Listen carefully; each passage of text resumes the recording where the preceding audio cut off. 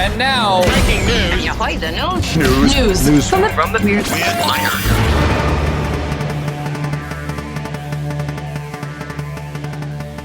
News from the Weird Wire. Two can play at that game. Escaping bath time. As it turns out, toddlers and toucans have something in common. They both hate bath time.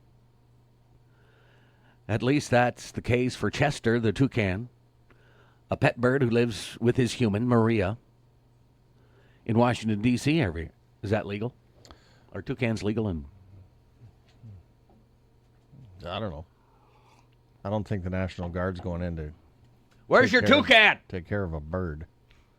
As Maria explains on Chester's verified Instagram account, the toucan had fallen into a toilet in her apartment, so she scooped him up, took him to the sink to give him a bath. Chester does not like forced baths. I wonder why. Oh, yeah, it's a bird. Yeah, it happens in emergent instances such as this, so he quickly fled the scene before I could dry him, Maria writes. As if the incident hadn't already reached cartoon-ish heights, Chester fled into a small hole near the apartment dishwasher. I was afraid of removing the dishwasher myself since there were tubes back there, and I didn't know if I'd cause damage or have a water supply burst, so I needed professional assistance, Maria writes. After an unsuccessful attempt to reach her building's emergency maintenance department, Maria figured her best bet was the fire department. How about a plumber? She figured the firemen get cats out of trees. Surely they can get a toucan out of a dishwasher crawl space. She then called Virginia Arlington County Fire Department, which successfully rescued Chester's from his predicament. Add another to the list that the firefighters can take care of. All right. Did they show up with the truck and the lights? Well, they have to, yeah. My first problem with this, how does this bird fall into the toilet? Yeah. So you better take him to the vet, see what's wrong with the toucan. Second thing, you scoop him out of the toilet and you try to give a bird a bath. That's not going to go well. She should buy a bird bath. Third problem. How big of a hole do you have next to your dishwasher that a bird can get in there? Yeah, because toucans, aren't they kind of big? Bigger than a little chickadee, yeah. Yeah. So, Maria, so we're strike three. You shouldn't be a pet owner. Yeah. This makes no sense. How big And are... the fourth thing, call a plumber. You don't need to call the fire department for this. Generally grow to be between 11 inches and 25 inches. That's a foot. That's bigger than any bird. That is a very large hole next to your dishwasher. Right. Probably should talk. Hey, why do I got this big hole where my toucan can go in there? It's funny how he's hiding right next to a dishwasher. Doesn't like water. I'm sticking with you shouldn't own pets.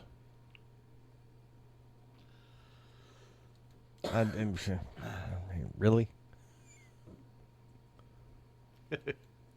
I'm going to read the last story next and the second story last. Houston, we have a scammer. They weren't actually in outer space, but this fake astronaut has gone where many people have unfortunately gone before, scamming money from another person. CBS News reports a woman in Japan lost about $6,700 to an alleged fraudster who claimed to be an astronaut in trouble. Ugh. Police say the scammer told the woman he was in space on a spaceship right now and under attack and need oxygen. The woman, who developed romantic feelings for the person's messaging her, was then instructed to send money online to pay for oxygen. Whew. Okay, we've all heard of scams that people fall for, and you're like, how did they fall for that? How do you fall for this? Right. romantic feelings for the astronaut whom you've never met. Go. What, you donate money and we can just automatically call Scotty and beam up some oxygen? Yeah. Unless it's gas for the Millennium Falcon, I'm not sending you any. Okay, I'm going to sound like a complete jerk for this, but I don't have a whole lot of sympathy for this woman. Yep, you're out $6,700. But I think she has enough money because, she doesn't get out much. She should just go out in her neighborhood, probably meet some people, and pick up a hobby or something. Non-astronauts. Yeah. They won't scam you. Our last story, anyone have a VHS player? Forgotten high school time capsule uncovered. How does that happen? You're the school. Well, you're not looking in all the old records for where did we bury this time capsule in 1992. Started Okay, in take that back. 1973 is when it started.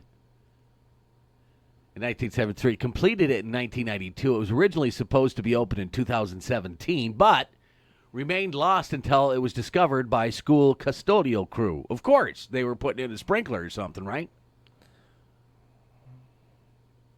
Some of the included items are pom-poms and banners from past homecomings and a 1991-1992 video yearbook on a VHS tape.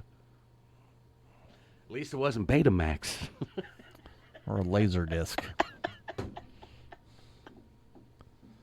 Well, time capsules are supposed to be buried.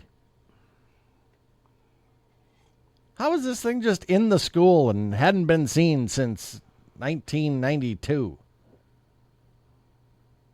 Yeah, what happened? Haven't they had a crew in to remove some asbestos or something in 40-some years? But don't they usually bury them outside by the flagpole? Usually. They're just dumb. Smithtown. They got some, they need to work on their time capsule ideas and if they want to do them.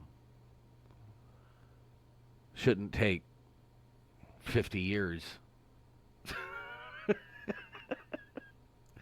to open her up.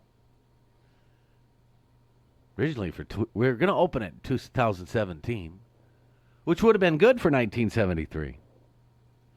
But there's no 1973 stuff in there. Well, it could have been the pom-poms. I suppose. And if those things survived. Amazing. It's a good time capsule. Are there things that are, like, can you buy a time capsule? You For can your buy stuff? anything.